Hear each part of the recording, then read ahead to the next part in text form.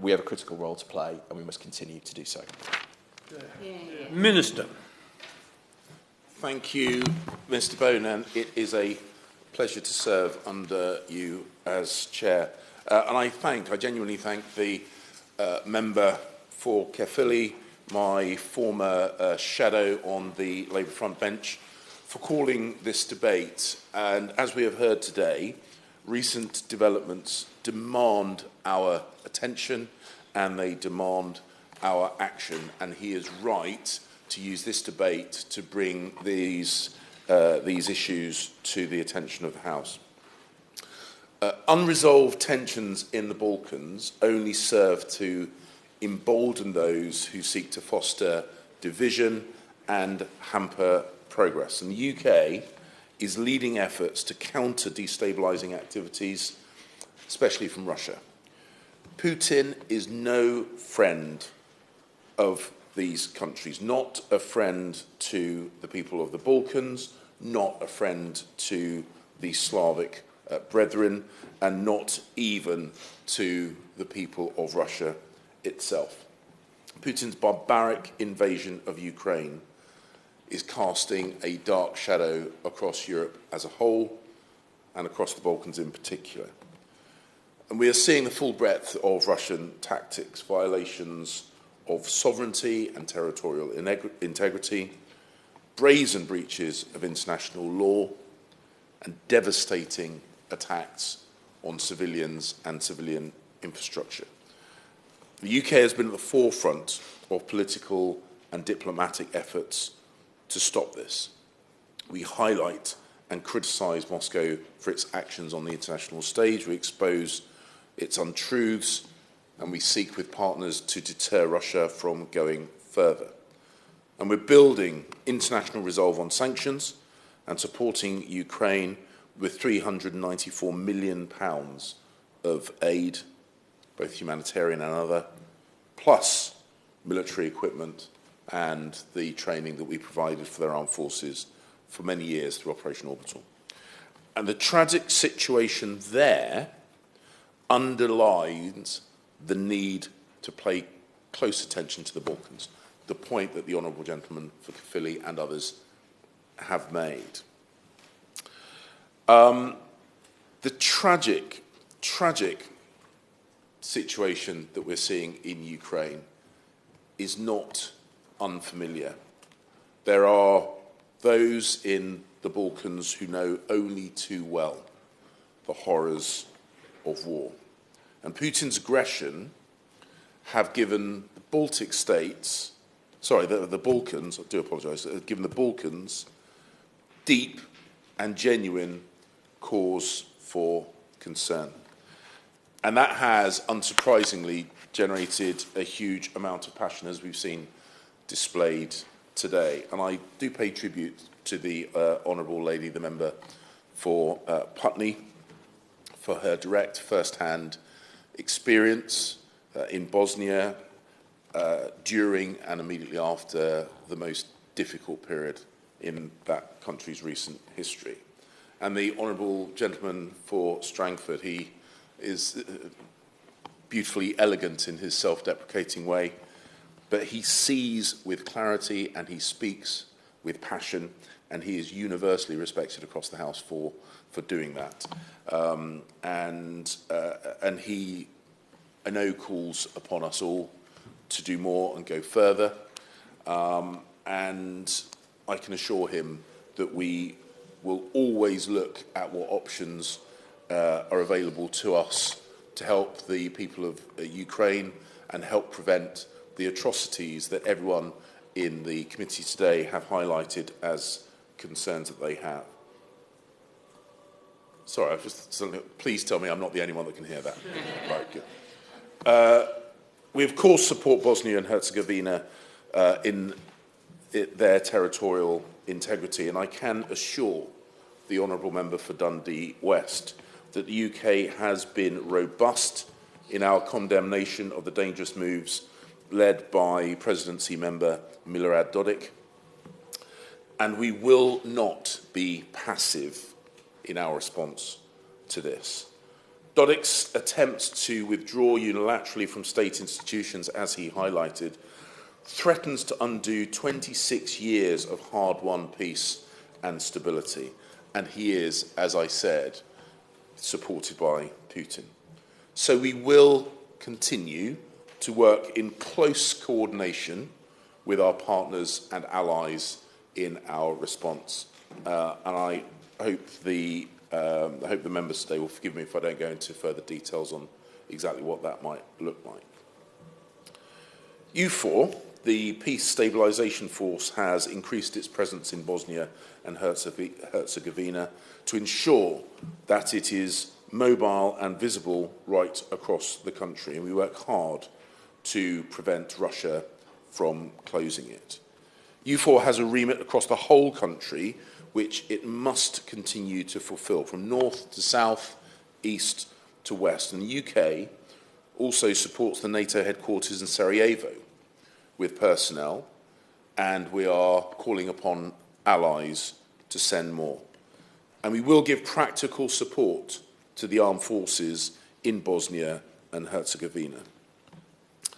At the same time, we are promoting progress towards... Of course. Just press him slightly on that point. I hear what he says about giving practical support to EUFOR. But will he give any commitment to looking at the possibility, at least, of British soldiers going there to stabilise the situation in partnership with others? I hear the points he makes. Obviously, our formal membership of EUFOR stopped with our departure from the European Union, but that should not be read in any way as a downgrading of our support to peace and stability in this region. We will, of course, look at what further ways we can act to support the international community in what should be, and what I genuinely believe is the aim of all of us in this House and across the continent, to prevent the region slipping backwards into the kind of bloodshed and violence that we've seen, sadly, in the recent past. And so we will continue to promote progress towards normalising relations between Serbia and Kosovo to that end. We strongly support the EU's role in facilitating the Serbia-Kosovo dialogue. The government in Kosovo has a strong electoral mandate, and elections are fast approaching in Serbia. The opportunity to reach an agreement is there to be grasped, and we must help both countries to seize it. A deal would be transformative, not only for them, but for the entire region's security and prosperity. The honourable gentleman, the member for Caerphilly, spoke about the UK working with our European allies, and I can let him know, and indeed the member for Cardiff West and Penarth? Cardiff South and Penarth. I have to say my geography of Cardiff is not as strong as perhaps it should be. Lovely city though it is. He also asks about our liaison with representatives of European institutions. I had an excellent meeting with Miroslav Lajcek, the EU Special Representative for the dialogue, just last week. And he said at the time, and he's absolutely right, standing up for our shared goals and values in the Western Balkans and elsewhere is now more important than ever. As I say, he is absolutely right on that. I had the privilege of meeting heads of government from Western Balkan states when the PM hosted them recently on their visit to the UK. And the UK will, of course, continue to support reforms to promote peace and stability and freedom and democracy right across the Balkans. And indeed, our embassy in Sarajevo supports programmes that promote security and citizen-centred reforms. We have seen how divisive and inflammatory rhetoric from Russia and some others in the region, and we wholeheartedly condemn this. The dangers of ethno-nationalist language are clear, as are concerns across the region at moves by proponents of a Serbian world approach. Reconciliation and positive relations between neighbours are essential, and through our work and engagement, we support this across the Balkans. When I visited Bulgaria last week, I welcomed their government's commitment to improving its relationship with North Macedonia. Then we've seen Romania mobilise as a NATO ally against Putin's aggression, and I applaud the warm welcome and support it has offered to those poor people fleeing the war in Ukraine. As a party to the Dayton Peace Agreement, Croatia plays an important role in maintaining peace and stability, and we're also grateful to Slovenia for its long-standing support for peace, as demonstrated during its recent EU presidency. He's been mentioned by a number of honourable members, and I'm very pleased that Sir Stuart Peach has been appointed as the Special Envoy for the Western Balkans, and with his characteristic alacrity, he has already visited all the countries in the region since his appointment just in December of last year. And again, I had the opportunity to meet him when the heads of government from the Western Balkans visited the UK, and I have no doubt we will continue to liaise closely as the Minister and Envoy, respectively. He recently discussed the dialogues with political leaders in Serbia and Kosovo, and he is maintaining close contacts with our partners in the US and in Europe as we work together to pursue an agreement. It is essential to ensure the security and defence of all our allies that we continue to work in close coordination. What happens in the Balkans affects the whole of Europe. So we have a long-standing interest in the security of the region, and we will continue to work to protect that. Contributing to peace support operations, strengthening democratic institutions, combating organised crime and corruption, and promoting international justice. These will be the methods by which we do this. And this, of course, includes UK personnel supporting KFOR, the Kosovo Force.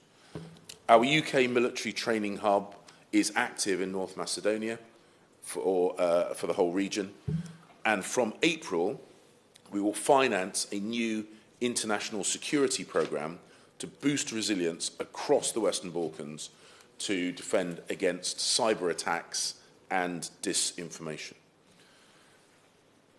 Economic opportunities also play a crucial role in supporting stability.